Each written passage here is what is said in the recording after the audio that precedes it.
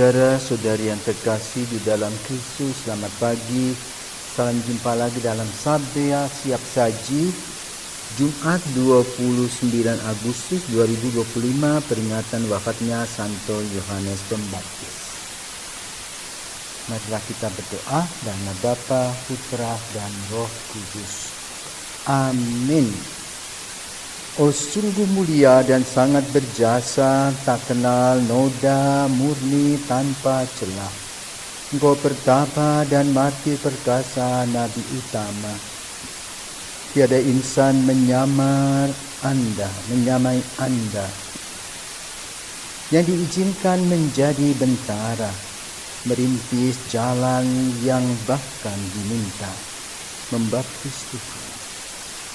Kami semua mohon dengan tulus agar Kau bina pada jalan lurus, siap siaga menyambut penebus dengan gembira. Semoga Bapa yang Maha Kuasa bersama Putra penebus dunia, Roh Kudus pula penghibur umatnya, mulia selamanya. Tuhan, kekuatan para kudus, Santo Yohanes Pembaptis sudah Kau jadikan perintis jalan bagi kelahiran dan kematian putramu. Ia meninggal dunia sebagai saksi kebenaran dan keadilan. Semoga kami pun juga berjuang untuk memberi kesaksian tentang ajaran-Mu demi Yesus Kristus Putramu dan pengantara kami, yang hidup dan berkuat bersama Dikau dan bersatu Roh Kudus sepanjang segala masa. Amin. Tuhan bersamamu dan bersama rohmu. Inilah Injil Yesus Kristus menurut Markus. Dimuliakanlah Tuhan. Sekali peristiwa, Herodes menyuruh orang menangkap Yohanes dan membelenggunya di dalam penjara berhubung dengan peristiwa Herodias.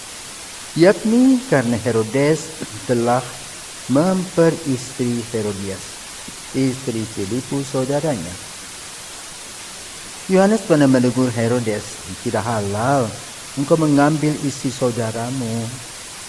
Karena kata-kata itu, Herodias menaruh dendam kepada Yohanes dan bermaksud membunuh dia, tetapi tidak dapat sebab Herodes segan terhadap Yohanes.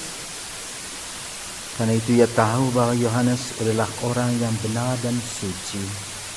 Jadi ia melindunginya, tetapi setiap kali mendengarkan Yohanes, hati Herodes selalu terombang-ambing. Namun dia merasa senang juga mendengarkan dia.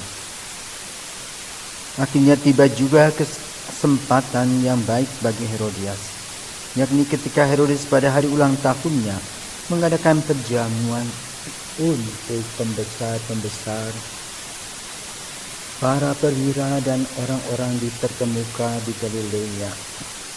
Pada waktu itu putri Herodias tampil lalu menari, dan ia menyukakan hati Herodes dan tamu-tamunya. Maka Raja Herodes berkata kepada gadis itu, "Mintalah daripadaku apa saja yang kau ingini, maka akan kuberikan kepadamu." Lalu Herodes bersumpah kepadanya, "Apa saja yang kau minta akan kuberikan kepadamu, sekalipun itu setengah dari kerajaanku." Anak itu pergi dan menanyakan kepada ibunya apa yang harus kuminta. Jawab ibunya, "Kepala Yohanes Pembaptis." Maka cepat-cepat ia pergi kepada raja dan meminta, "Aku mau supaya sekarang juga engkau memberikan kepadaku kepala Yohanes Pembaptis dalam sebuah salam." Maka sangat sedihlah hati raja. Tetapi karena sumpahnya dan karena tamu-tamunya, ia tidak mau nak menolaknya. Raja segera menyuruh seorang pengawal dengan perintah supaya mengambil kepala Yohanes.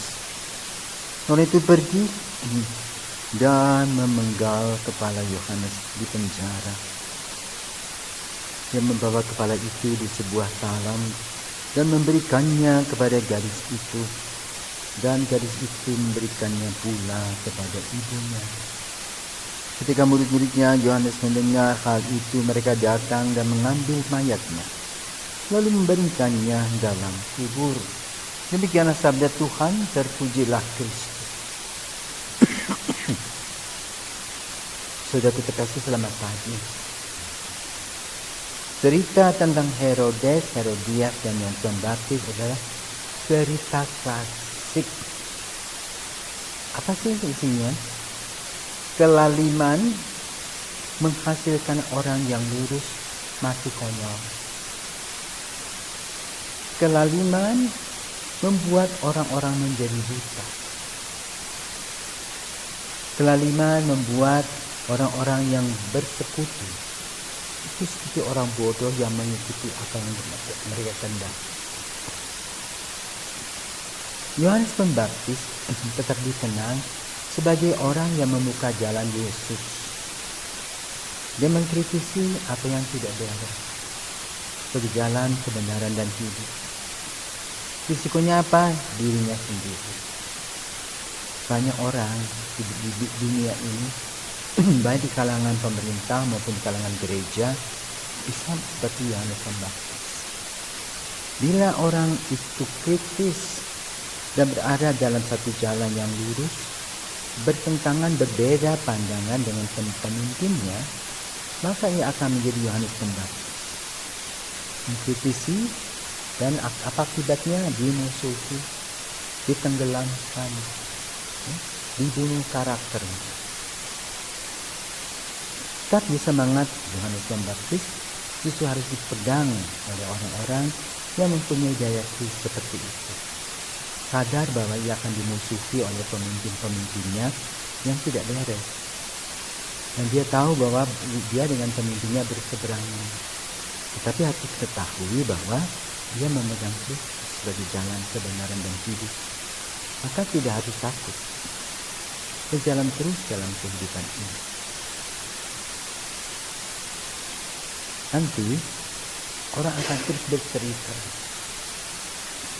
Yang tidak beres, yang beres, yang benar, yang tidak benar.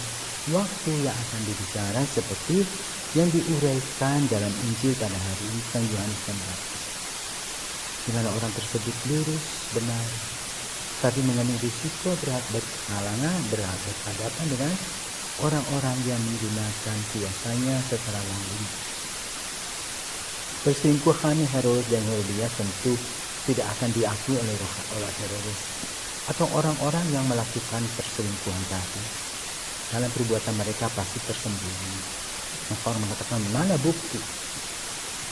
Tapi ingat, seperti peribahasa mengatakan, sepandai-pandainya tukang melompat dia akan jatuh juga. Nanti waktu yang akan berbicara. Maka hai orang-orang yang bersifat, yang punya karakter seperti Yohanes Pembaptis, jalan terus, tak usah takut. Tetap mempunyai konsep dan prinsip jalan kebenaran dan hidup. Dan bagi para pemimpin, entah dalam kumpulan, pemerintahan, atau keagamaan, para pemimpin sadar. Kalau sudah menyimpang itu sadar, bertobat. Jangan tergantung pada situasi gelap yang kamu nikmati. Waktunya akan tiba, dia akan berbicara bahwa hal itu tidak baik. Yang kita baik, dan itu akan malu. Kenapa orang membicarakan, menggosip? Kalau kita katakan, peduli setan, tetapi yang lebih, ya, kita mengukir sejarah. Apakah kita mengukir sejarah seperti yang Pembaptis yang berjalan lurus, atau mengukir sejarah seperti Herodes, Herodias, semaunya dulu. Dan itu akan dikenal dalam sejarah. Coba pilih yang mana. Apakah kita mau mengikuti Yohanes atau mengikuti Herodes dan Herodias? Tuhan memberkati.